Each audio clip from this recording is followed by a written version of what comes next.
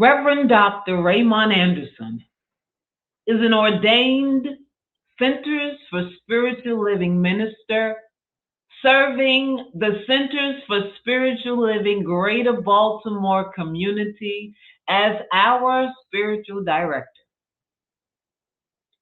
As a lifelong learner with a passion for self development, personal transformation, transmutation, and transfiguration, he has frequently been referred to as a Renaissance man and visionary New Thought leader who makes complex metaphysical concepts readily understandable and applicable.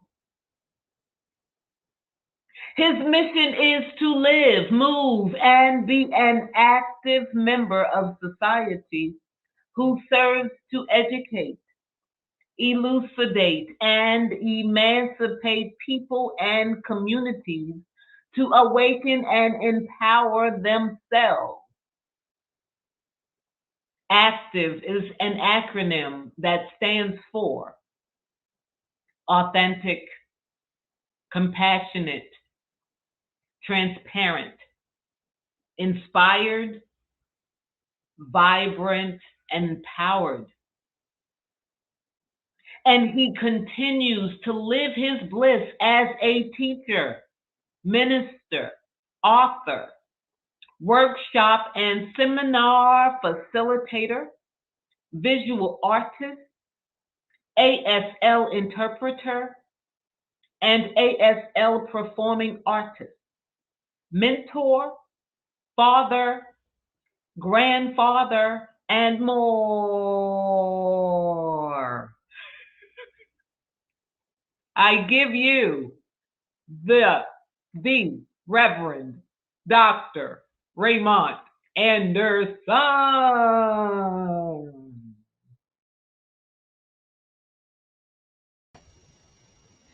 Yeah, I don't know. She keeps saying more. I don't. What? Oh, I'm on. Oh, hey. Greetings. How's it going? Happy fall, amazing, beautiful Sunday.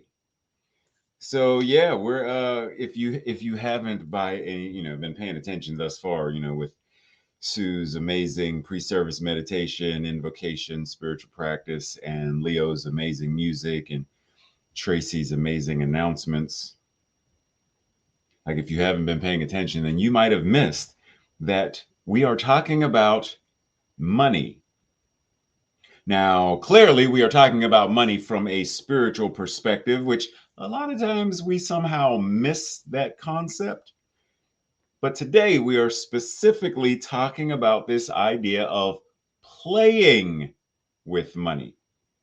Raymond Charles Barker describes money as God's idea of circulation and activity in the world or in my world. God's idea of circulation and activity in my world. Now, for real, this applies to anything and everything. Breath is circulation and activity. Love, circulation, and see, so you get this, you get the idea.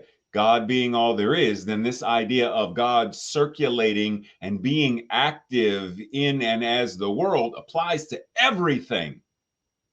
So we can't put money over here and think that somehow money is less holy, less sacred. It's still God.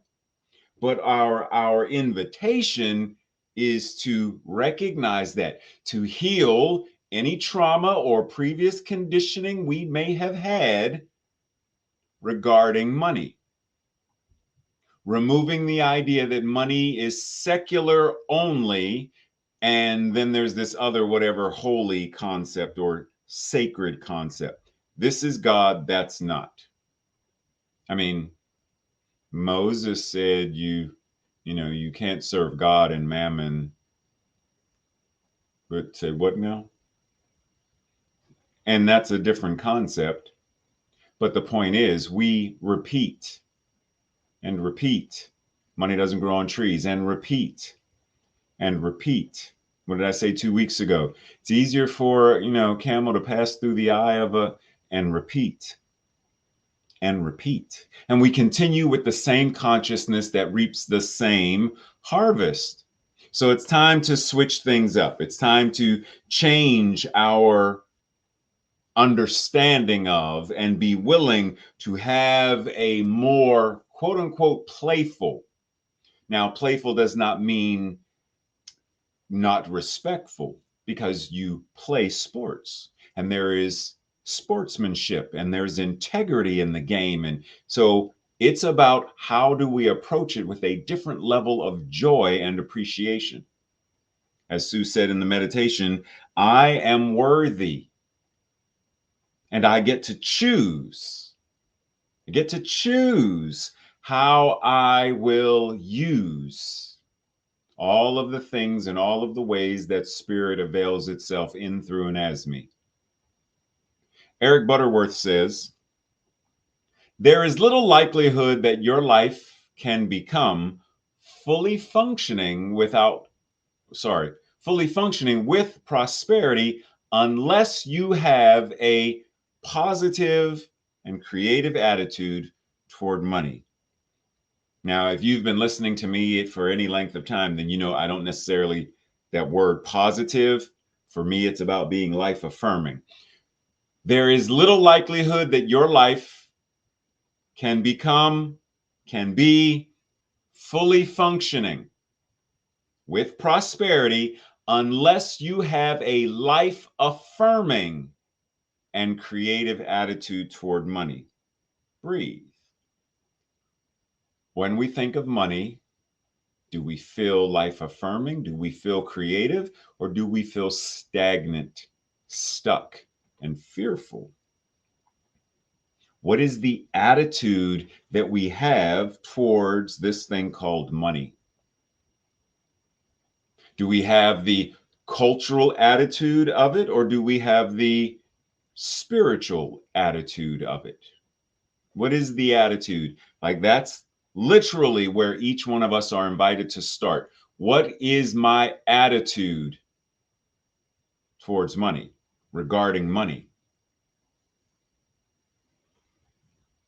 Pause.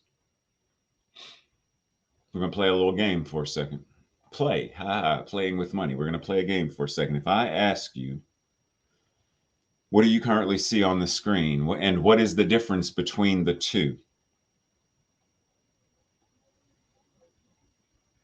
Tracy said, all I caught was one is a game and one is blah, blah, blah, blah, blah. I don't know what that other part was. But yes, so one is typically what we would refer to as monopoly money. Like, that's specifically the game that colorful money comes from. And then there is the regular United States of America currency. And typically we would say that one is real and one is fake. But what if they're both real? Pause for a second. Let that sink in. They're both real in the context of how they are used. In the context of the game, Monopoly, that $20 bill is real. It serves a purpose. It has value in the game in the same way a $20 bill has value in the game of going to buy the Sony EAD M60. It serves a purpose. I can't use the Monopoly money to do that. It's not going to work. Best Buy is not going to take it. So how are we circulating the reality of money? How are we circulating in our consciousness? How are we engaging? Because see, once again, what we tend to do is we want to segregate and separate this idea. God is here, but not here. Holy is here, but not here. Versus it's all God. How am I using God in this area of my life? How am I using God in this area of my life? How am I engaging? Remember what Ernest Holmes said. There is a power for good in the universe, greater than I am, greater than you are, and you can use it. And what do I always, Reverend Ray's remix, what do I always say? There is a power that is infinite goodness itself. It is all there is. Therefore, it is you, and you can't help but to use it. So if you're using it, and Ernest Holmes also says we are always creating something, always. So what are you creating? And Ernest Holmes also says, or asks the question, on what is our faith and confidence based? Because whatever our faith and confidence is based on is going to determine how we show up with this thing called money, how we treat it, what is our attitude regarding it. Are we willing to investigate that? Are we willing to do the deep dive and go there and say, what work am I being invited to do? Holmes says, a person is just what they think themselves to be. Remember, Sue said, I am worthy. A person is just what they think themselves to be. But Sue, I'm not worthy. A person is just what they think themselves to be. Now, it doesn't change the fact, we'll get back to Holmes in a second. It doesn't change the fact of the truth of your being, but it does change how you show up. Remember, Sue also said, I choose the way I use it. I choose how I show up. I choose.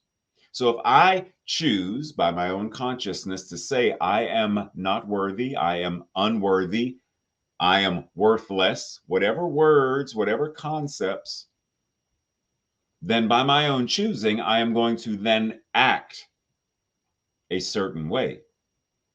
My mental equivalent will dictate that I show up a certain way. A person is just what they think themselves to be. They are big in capacity if they think big thoughts. They are small in capacity if they think small thoughts. They will attract to themselves what they think about most often. They will attract to themselves. Pause, breathe. Small in capacity. Lack, scarcity, limitation, not enoughness. Big in capacity, ever expanding consciousness. What am I thinking about when I think about money? What is it that I am thinking when I think about money? Am I thinking I am, I am, I am greater than what I once thought. I am less than what you think of. I am, what do we think about? Because see, oftentimes what we do, we make money somehow this mathematical thing that determines our worth. I don't earn enough, therefore I'm not enough, therefore ... I have no money, therefore ... It's a direct correlation of my own value ... But what happens when we flip that? And we say that simply because of who and what I am greater in value than I can ever even comprehend, because I am the very incarnation of that which is. I am the I am in individualized expression. Doesn't get any greater than that. And when I am anchored in that consciousness, and then I approach money from that consciousness, then what happens? Rather than the other way around. Breathe. Because it's important for us to keep it all in perspective. We should expect so much good that we take this in now. Take this in. We should expect so much good that we should conceive of it as being more than we even have the time to enjoy. Like there is so much good that 24 hours a day could never fulfill all of the good that is readily available for any of us to enjoy. I'm not sure why Tracy's laughing. We should feel the presence, appreciate it, and give thanks for this good. Let's go back. There is a power for good, Holmes. There is a power for good, greater than I am, greater than you are, and there is a power that is infinite goodness itself, and what it is, I am, you are, and we are using it always. Are you living in expectation of that good? Because see, if you are good, then do you expect that goodness to show up? For example, and I'm going to harass Dresden right now, even though he's deeply engaged in the interpreting process, trying to keep up with my rapid speaking. When Dresden shows up for an interpreting job, does Dresden go in with the expectation of doing anything less than his best? No. I can tell you that now. No. His expectation is, I am worthy, therefore I will do my best. Same thing for Renuka. I am worthy and I will do my best. I am good at what I do.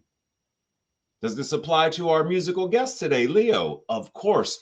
I am good at what I do because I am that which is goodness personified. But wait a minute, does that also apply for our practitioner of distinction on duty today, Sue? Of course.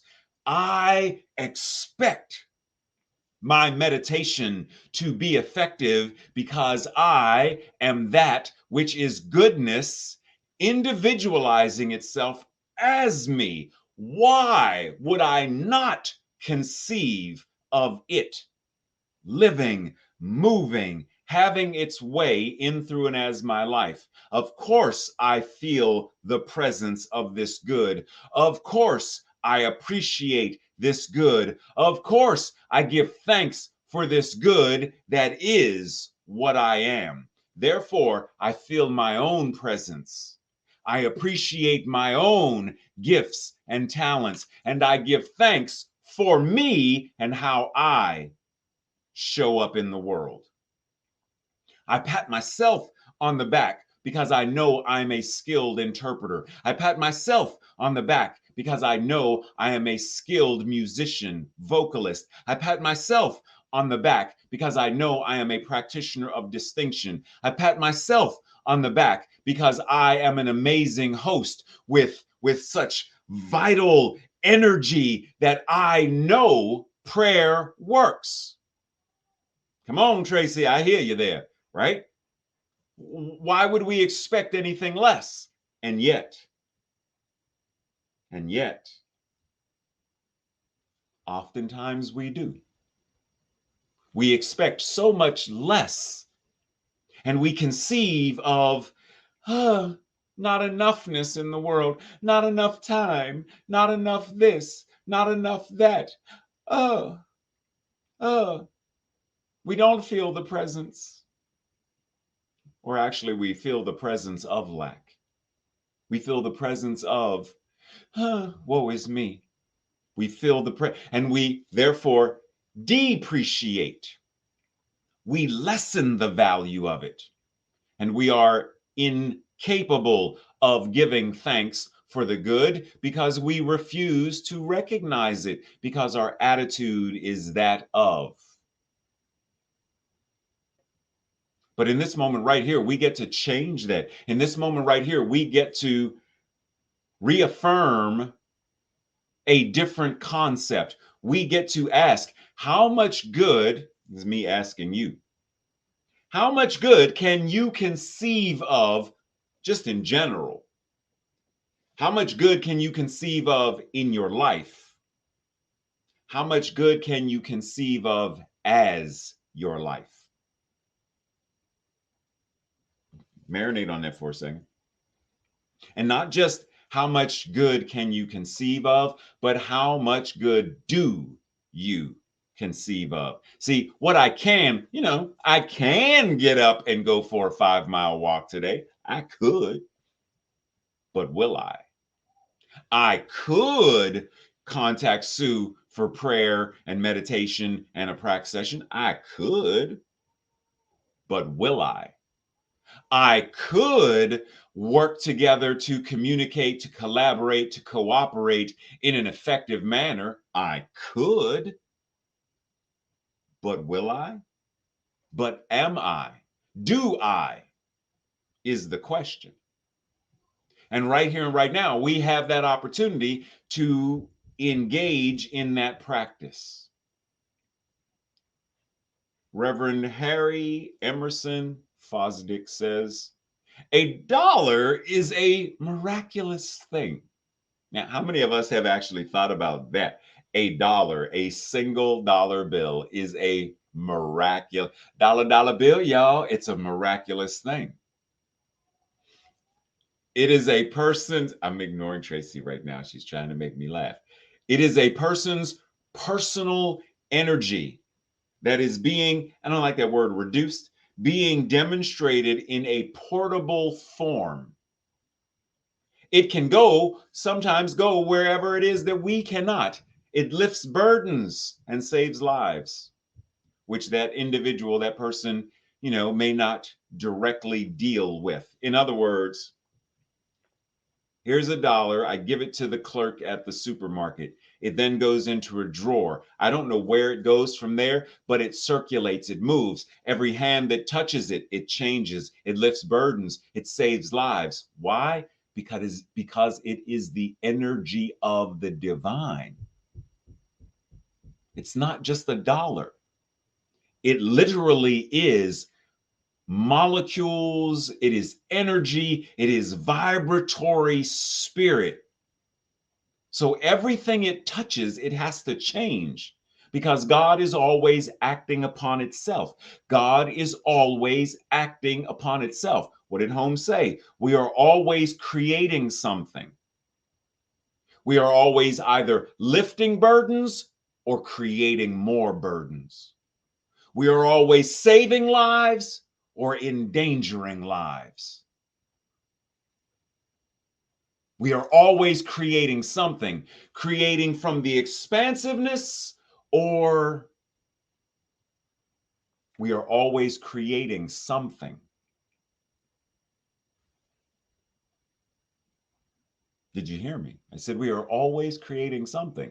Are we creating from this idea that this energy that we have as a dollar bill, as a 10-cent coin, it is energy in expression in this portable form? So then why couldn't I say that this coin is a prayer that I am now placing into the palm of this young woman or this young man or this young person who is checking out my grocery items? This coin is a prayer because it is the energy that lifts burdens and saves lives. Because if I know it, and that is how I am operating, that is my attitude, then why would it be otherwise? Why would my expectation be otherwise? So what is the attitude that we have towards money? What is the attitude that we have toward this dollar bill? Because we often have this love-hate relationship with money. We want it, but we despise it. Because we equate money with Money is dirty. It's a whole nother conversation.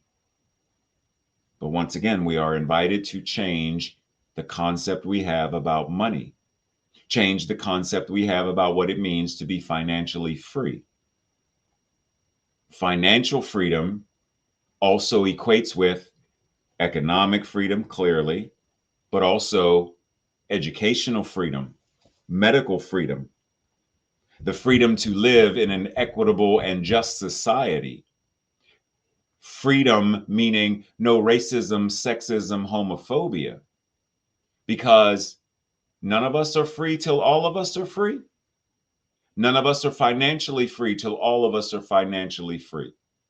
None of us are free of the confines of racism, sexism, homophobia, etc., until all of us are free from. So once again, we are deeply invited into the healing process to recognize every area of our lives, including this thing called money. We are invited into the space that says, where is healing calling me forth? Am I willing to do what is necessary to heal? And remember, Yeshua said, you know what? Remember that time? This is Reverend Ray's remix. We're not doing King James today. We're doing Reverend Ray today. You know what?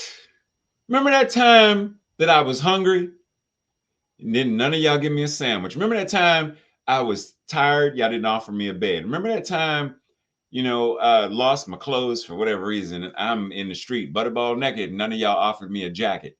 Remember that time? And the disciples said, what? What is he talking about? Yeshua, when did we ever see you hungry and not give you food? Tired and not offer you a place to rest? Naked and dirty and not offer you a chance to be clean and have clothes? Cold and not offer you warmth? When did we ever?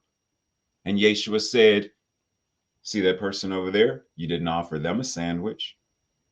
That means you didn't offer me. See that person over there? They're cold. You didn't give them a coat or a jacket. That means you didn't do it for me. Because whatever we do for one, God is all there is. So if we are denying anyone, then we're denying everyone, because everyone is God. So if I deny any single person the goodness of, then I am denying that to God in all of the forms that it shows up, including my own. I am hurting myself. Remember, I am not my brother's keeper. I am not my sister's keeper. I am not my gender non-conforming, gender rich, gender fluid siblings keeper. I am them and they are me. There is only one.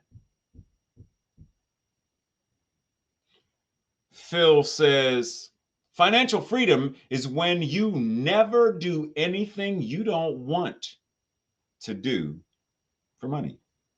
Financial is freedom when you never do anything you don't want to for money. I don't want to do that.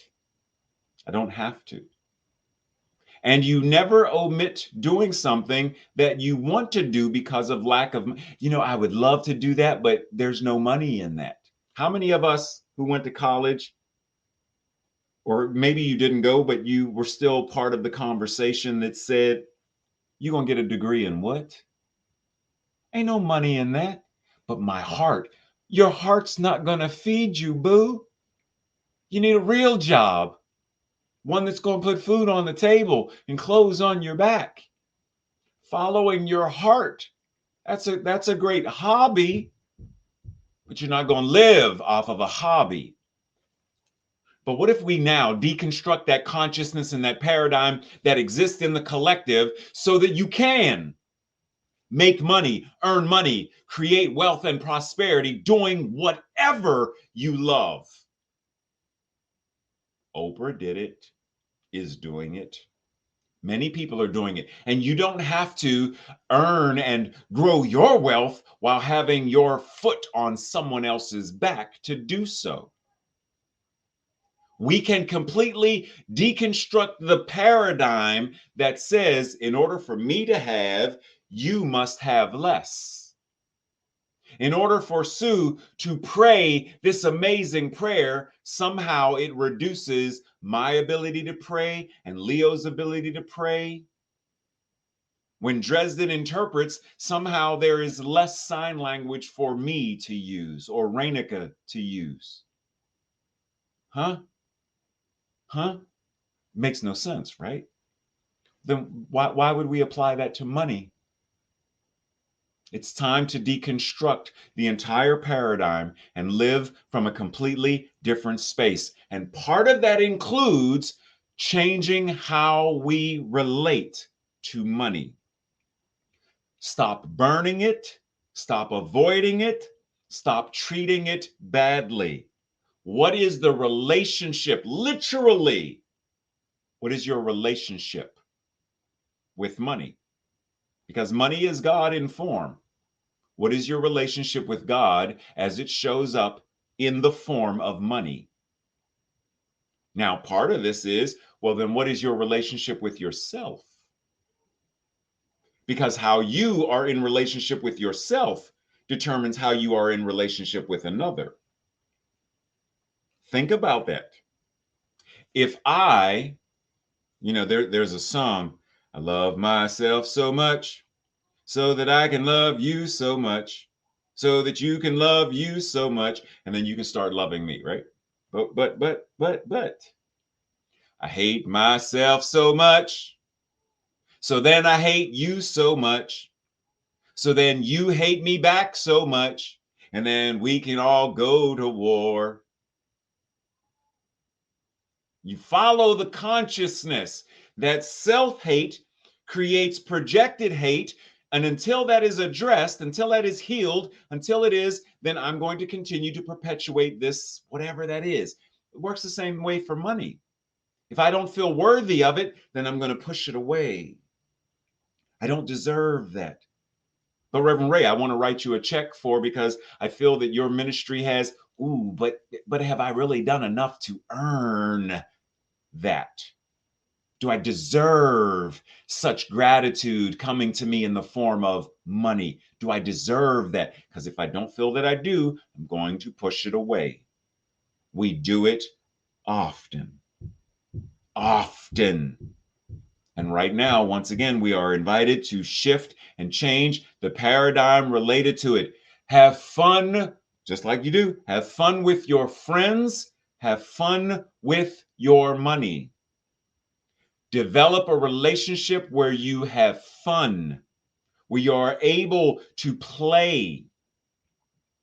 And maybe that's simply as an affirmation or declaration that, I understand and I recognize that this dollar bill is miraculous and that I simply share this with joy and gratitude to whomever I am giving it to for whatever service or whatever act of philanthropy that I give this to this person, standing on the corner saying, excuse me, you got any change? Because I'm hungry. And I'm giving this knowing that this lifts their burdens. This heals their life. This grants them the ability to not only eat today, but to eat for the rest of their lives because it's God in action. It's God in form. But if I am not willing to be flexible, to have a different level of integrity and alignment, then I'm going to be stagnant.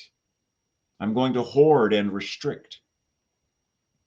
Charles says, prosperity is not wholly a matter of capital or environment, but a condition brought about by certain ideas that have been allowed to rule in the consciousness.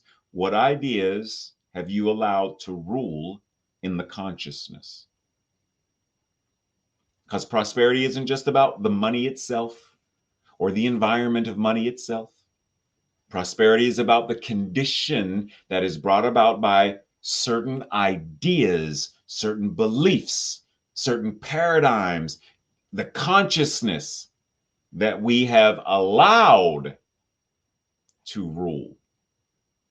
What is the consciousness that we have allowed to rule? What are the ideas? What are the thought forms? What is the mental equivalent? Breathe. Reverend Ray says, as with any effective and healthy relationship, there must be a conscious choice to connect to the other in a deeper, more meaningful manner. Our relationship with and to money is no different. Today, begin to develop a playful, meaning joyful, attitude towards money. Have fun with it. Treat it well. No more crumpling it up and stuffing it in a pocket. Treat it well. See it and appreciate it for what it truly is, God in form. Joyful, joyful, I am wealthy. All that God is, it is me. Breathe. This week's practice, our opportunity to journal and converse. As I look at my money situation, what does it say that I must believe about money, or about the situation, about money in general? As I look at my money situation, it says that I believe something in particular, those creative ideas. What does it say? 2 weeks ago, I asked us to think about these words and what they cause us to feel. Do it again. When you see and hear the words opulence, prosperity, extravagance, lavish, and wealth, what do they bring up in you? When you think of yourself as being opulent, as being lavish, what comes up? Being extravagance, what comes up for you? Do you feel like, ooh, or do you feel like, ah? Number 3, how will I begin this week to expand my expectancy of good? What did Emma Curtis Hopkins say? My good is my God. How will I begin to expand my expectancy of God this week? And then lastly, have a conversation with 2 people about the traditional paradigms about money and worth, and how those paradigms have impacted you, and then discuss what you are doing to shift those paradigms, to eradicate the paradigms, so that you are now left with one that is more aligned with the truth of your being. Breathe. This week's declaration, I will say it first, and if you feel aligned with it, say it with me on go round number 2. I open fully to God's circulation in my life as money. Together. I open fully to God's circulation in my life as money. And so it is. Simply breathing and anchoring in this moment, recognizing the playfulness of spirit. See, spirit plays as it drops leaves, and we see the leaf dancing in the air as it settles on the ground. We see the play of colors, the golds and the reds and the oranges and the greens and the browns. We see and we appreciate the manner in which God, nature, the universe plays. And we choose to actively engage and play as well, to have fun, to be in joy, to give of ourselves from that consciousness, knowing that as we give, as we show up, as we engage life itself, that life engages us right back. Breathe. Breathe and recognize that as this thing called service comes to an end, that way in which we go out into the world as the voice of God, the hands, the feet, the body of God, the love of God, the face of God, the healing of, the truth of, we are that. And how we go out into the world brings that into the world. How do we lift burdens? How do we offer truth? How do we invite people into our beloved community? How do we heal the world and create and manifest and demonstrate a world that works for all? It all starts right here, right now, with what we choose. And the law says yes. And knowing that it says yes, as Holmes said, we are always creating something. And the law says yes. So what are you creating? Because I say yes. And as that sacred yes is declared, all of creation moves and manifests and demonstrates accordingly. Breathe. Know that that is how powerful you are. God in human form. And so it is. Namaste, blessings and greetings, everyone.